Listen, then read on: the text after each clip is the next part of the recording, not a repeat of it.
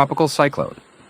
Narelle struck Western Australia between March 26th and 27th, 2026, making landfall as a Category 3 system, after previously reaching Category 4 intensity offshore. The cyclone brought extremely strong winds, with gusts exceeding 270 kilometers per hour, or roughly 168 miles per hour, uprooting trees, stripping foliage, and causing damage to homes and infrastructure. Heavy rain accompanied the storm, producing widespread flooding and compounding the hazards posed by destructive winds. Coastal towns faced severe impacts, while emergency services worked to manage evacuations, road closures, and power outages across affected regions. Tropical cyclone. Narelle intensified over open waters off Western Australia into a severe Category 4 system, supported by sea surface temperatures. During this phase, the cyclone developed a broad wind field with destructive gusts forecast between 250 kilometers per hour and 275 kilometers per hour, equivalent to approximately 155 to 171 miles per hour. These values represented peak gust speeds, while sustained winds remained lower, but still within the severe cyclone range. As the system tracked south toward the coastline, emergency warnings were issued across the Pilbara and Gascoyne regions. Coastal towns, including Exmouth, Carnarvon, and Denham, faced direct exposure to the cyclone's strongest winds.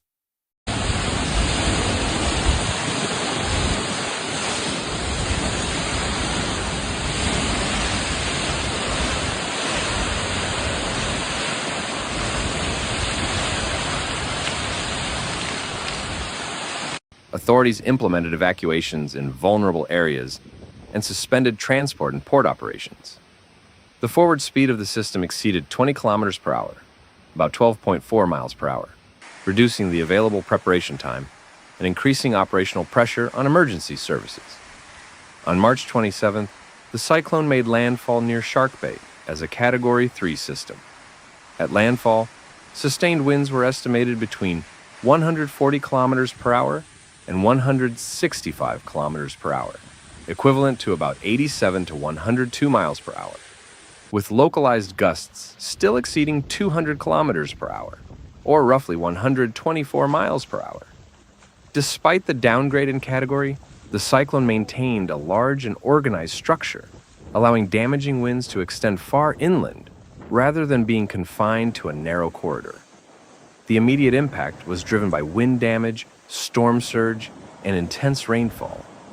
Structural damage risk was highest in coastal settlements, particularly where buildings were not engineered for high wind resistance. Under sustained winds above 140 kilometers per hour or 87 miles per hour, roofing systems are vulnerable to failure. Lightweight structures can be severely damaged, and airborne debris becomes a major hazard. Vegetation damage formed a critical component of the impact profile. Wind speeds, combined with higher gusts, are sufficient to snap large branches and uproot trees. In coastal areas around Exmouth, Carnarvon, and Shark Bay, where soils were already weakened, the likelihood of uprooted trees increased significantly. These trees frequently fell across roads and onto buildings, compounding structural damage. Downed trees also damaged power lines and communication infrastructure, contributing to widespread outages and delaying emergency response access. Storm surge presented a secondary but significant hazard. Coastal water levels rose as strong onshore winds pushed seawater inland, particularly around Shark Bay and adjacent low-lying coastal zones.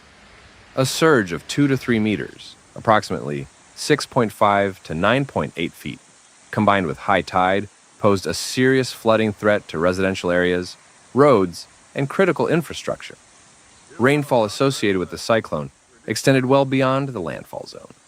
Forecast totals ranged between 150 millimeters and 300 millimeters, equivalent to approximately 5.9 to 11.8 inches, across parts of the Gascoyne and Midwest regions.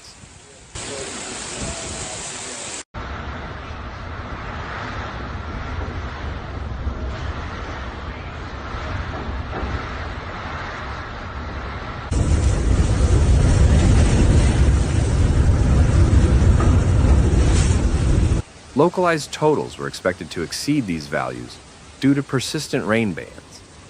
This level of rainfall significantly increased the risk of flash flooding, particularly in areas with limited drainage or low elevation. The inland progression of the system continued to generate impacts after landfall. As the cyclone weakened, it retained a high moisture load, allowing heavy rainfall to spread southward.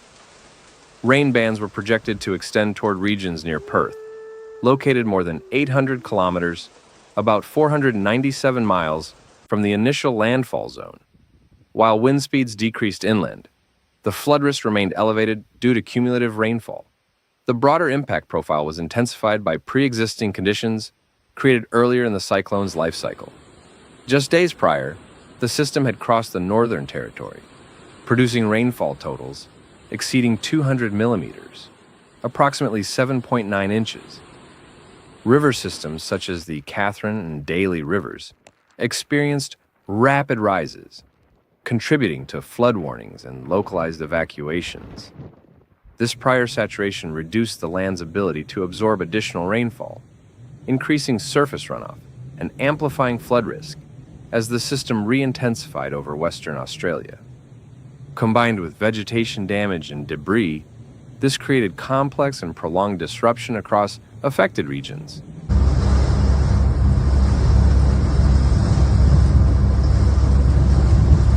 One of the defining characteristics of this event was its scale and persistence. The cyclone traveled more than 5,500 kilometers, equivalent to 3,417 miles, across northern Australia. This extended path allowed it to impact multiple regions while maintaining significant strength over time.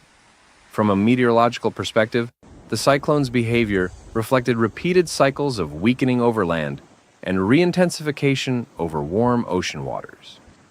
This pattern prolonged its lifespan and expanded its impact footprint. By the end of the day, the system had weakened below severe cyclone intensity, but continued to produce hazardous conditions inland.